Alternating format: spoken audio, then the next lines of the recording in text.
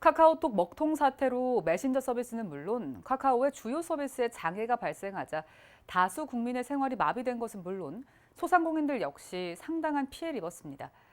카카오 수준의 대규모 IT 서비스가 한 데이터 센터 화재로 서비스 전반에 오랜 장애를 겪는 건 이례적인 일인데요. 카카오는 이용자 피해 보상을 하겠다는 방침을 내놨지만 카카오 서비스 오류로 속출한 피해가 광범위해 배상 책임에 대한 관심이 쏠리고 있습니다. 나정훈 기자입니다. 지난 15일 경기도 성남시 판교 테크노밸리에 있는 SK 데이터센터 화재로 카카오 주요 서비스에서 장애가 발생해 이용자들의 불만이 속출하고 있습니다. 이번 화재로 피해를 본 서비스는 카카오톡과 카카오택시, 카카오페이, 카카오맵, 카카오네비, 카카오버스, 카카오 지하철, 카카오페이지, 멜론, 그리고 포털 사이트 다음 등입니다.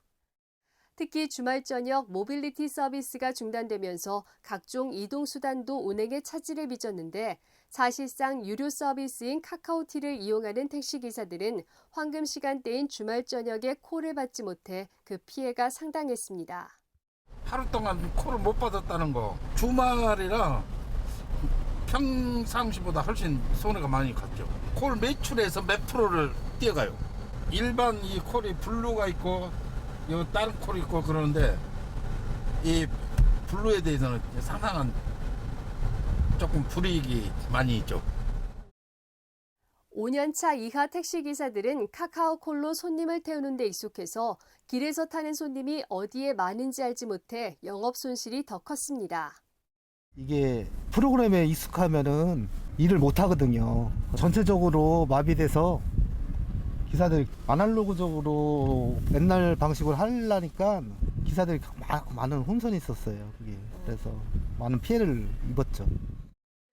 피해 업종은 전방위적입니다. 음식점을 비롯해 꽃집과 도소매업, 민박, 네일아트, 레터링 케이크, 장례식장 등 사실상 대부분의 업종이 영향권 안에 들어갔습니다. 특히 카카오 채널을 이용해 예약을 받는 업종은 이번 사태로 예약을 제대로 받지 못해 고객 단절을 경험하며 매출에 타격을 입었습니다. 카카오 채널로 문의를 받아서 이제 예약을 받다 보니까 손님은 예약 문의를 주셨는데 알림이 뜨는 것도 없고 하다 보니까 기분도 나쁘시고 예약은 또 예약대로 받지도 못하고 그런 상황이었죠. 카카오페이 앱 역시 접속이 불가능해져 결제와 송금 등의 서비스에 제한이 발생하기도 했습니다. 카카오페이로 바로 결제를 하시려고 하셨는데 계속 안 되더라고요. 결국에는 그냥 집에 가셔서 보내주시겠다? 또 고객이 마음을 좀 나쁘게 먹으면은 안 보내주고 그렇게 끝나버릴 수도 있는 상황이니까 그것도 좀 곤란했었죠. 카카오의 주요 서비스 장애에 시민들의 불편 호소도 잇따랐습니다. 식사를 할 때 이제 n분의 1을 하는데 거기에 이제 어플로 막 정산해요 막 그런 어플도 있고 카톡에 그 생일 문구가 뜨면 그 선물하기로 많이 보내는데 그게 안 돼서 살짝 불편하긴 했었어요. 기프티콘을 못 써가지고 제 사비로 먹고 택시 잡을 때도 힘들었고 집에 걸어갔어요.